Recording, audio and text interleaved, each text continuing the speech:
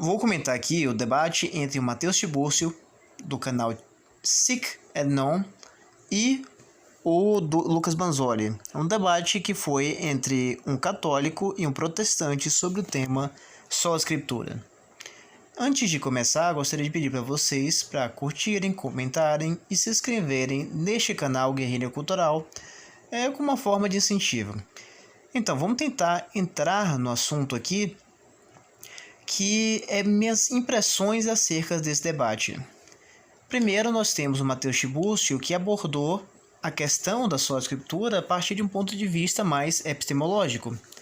Afinal, em termos hermenêuticos, por acaso a sola escritura atinge os objetivos necessários, ou seja, ela consegue criar um tipo de unidade interpretativa, tal como se propõe a fazer os protestantes ao afirmar que ela é o método mais seguro para se atingir as verdades da fé?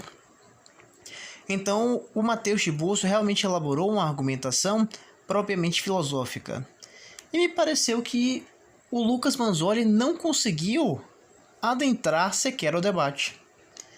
Eu acho que o Banzoli nem sequer entendeu do que o Matheus Tibúrcio estava falando. E eu acho que isso é um problema bastante comum em todos os protestantes que eu vejo. Eles têm uma formação filosófica bastante precária.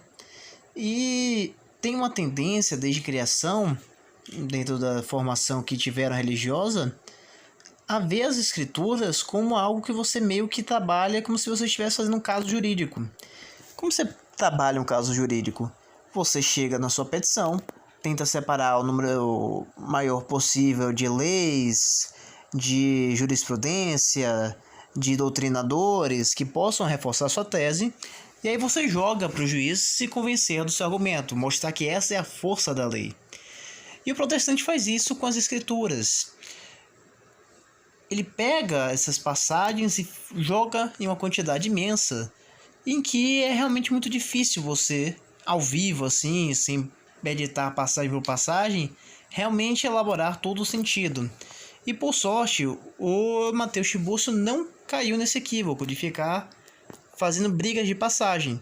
Ele se manteve firme no ponto mais básico dele, que é um ponto essencialmente filosófico. Afinal de contas, acho que a gente deveria elaborar um pouquinho no tema da sola escritura e no contraste que o Lucas Banzoli fez entre a sola escritura e a tradição oral, que o primeiro problema que se pode colocar aí com relação a colocar toda a fé ao redor da noção da escritura da Bíblia é: por que eu vou ter fé na Bíblia para começo de conversa?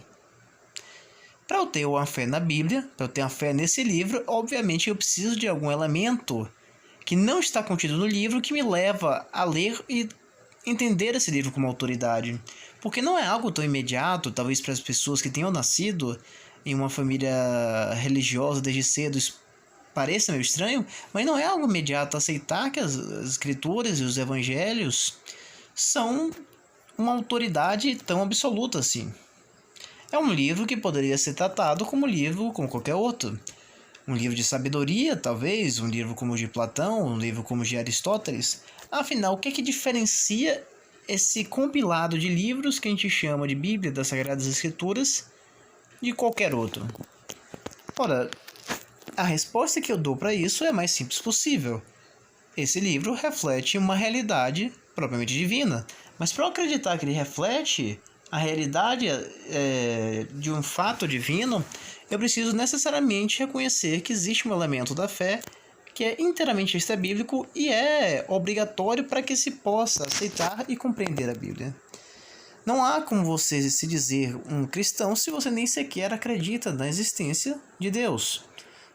Essa noção de uma existência de Deus, de uma existência dessa autoridade a qual você tem que seguir, e por isso você vai reconhecer a autoridade das Escrituras, mesmo naqueles momentos em que sua consciência estranha o que dizem as Escrituras, você vai reconhecer aquela autoridade sobre mesmo sua própria consciência, é exatamente porque você reconhece um fator externo que é Deus.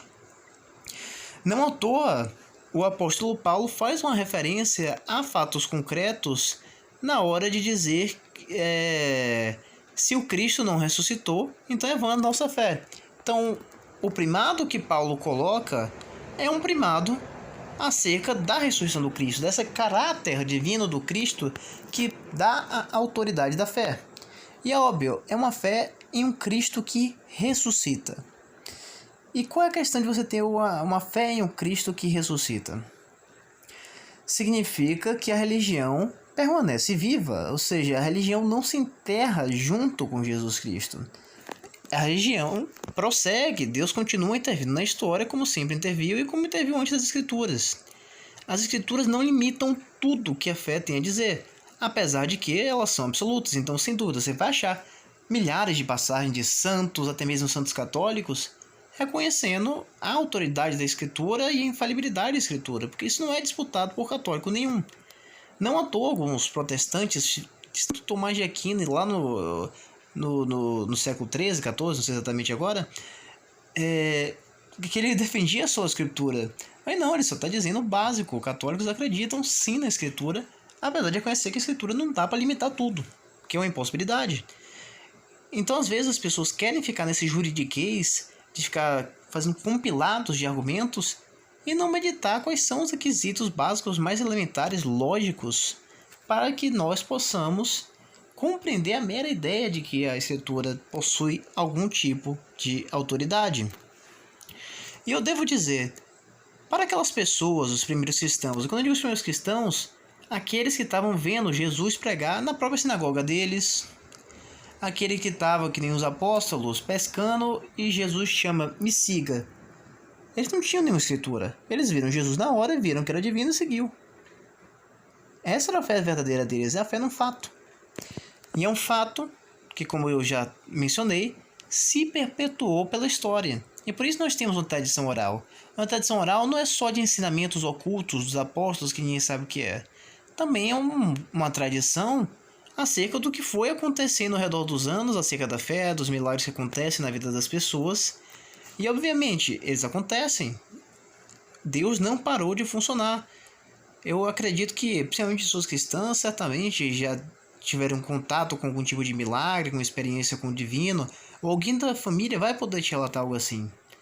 Essas experiências existem aos milhares, milhões. E não vejo nada de equivocado em entender o fato de que Cristo estabeleceria sua igreja para pegar, em meio dessa experiência histórica tradicional que as pessoas têm com o divino, com Jesus Cristo ressuscitado, e averiguar aquilo que é verossímil, obviamente com a ajuda do Espírito Santo. É algo tão difícil de compreender? É algo assim muito além? Sem contar que o Lucas Manzoli faz uma associação meio estranha entre as tradições que os cristãos estão falando com as tradições que Jesus critica na Bíblia, que são a tradição dos fariseus, que ele se refere a certas tradições humanas, que obviamente também existem em qualquer religião, o que não significa que elas possuem autoridade. Existem uma série de costumes e disciplinas que não são autoridade máxima divina e irrevogáveis, mas que nós seguimos por causa da nossa cultura, por causa dos nossos preconceitos, e é isso que o Cristo está falando. E também poderíamos apontar uma passagem similar que fala sobre as Escrituras, em que ele questiona os fariseus, falando que nós não deveríamos enxergar as coisas através da letra que mata, mas através de um espírito que vivifica. Então, essa compreensão mais ampla de uma teologia, de uma concepção filosófica que compreende o Cristo como um Deus vivo, um Deus que ressuscitou, um Deus que intervém na história, um Deus que está neste exato momento escutando a mim e a vocês, é algo que às vezes eu vejo que falta em determinados grupos protestantes, particularmente aqueles que fazem apologética anticatólica, que às vezes se esquecem que nem todo mundo aceita a ideia da autoridade das escrituras com um primado tão forte. Eu acho que muitos protestantes até se fortalecem em termos intelectuais quando começam a debater com ateus, porque eles se veem fora dessa zona de conforto e têm que meditar isso em um sentido um pouquinho mais amplo. Bom, muito obrigado aí pela atenção de vocês, reiterando aí se vocês gostaram do vídeo, curtam, comentem, compartilhem, se inscrevam. Se tiver alguma discordância, coloquem nos comentários, talvez eu possa comentar, debater, vamos lá. Vamos tentar trabalhar isso aí. Muito obrigado pela atenção. Deus abençoe a todos e não fiz nenhum vídeo de Natal, então Feliz Natal aí atrasado para todo mundo. Espero que vocês tenham tido um Natal muito bom e abençoado.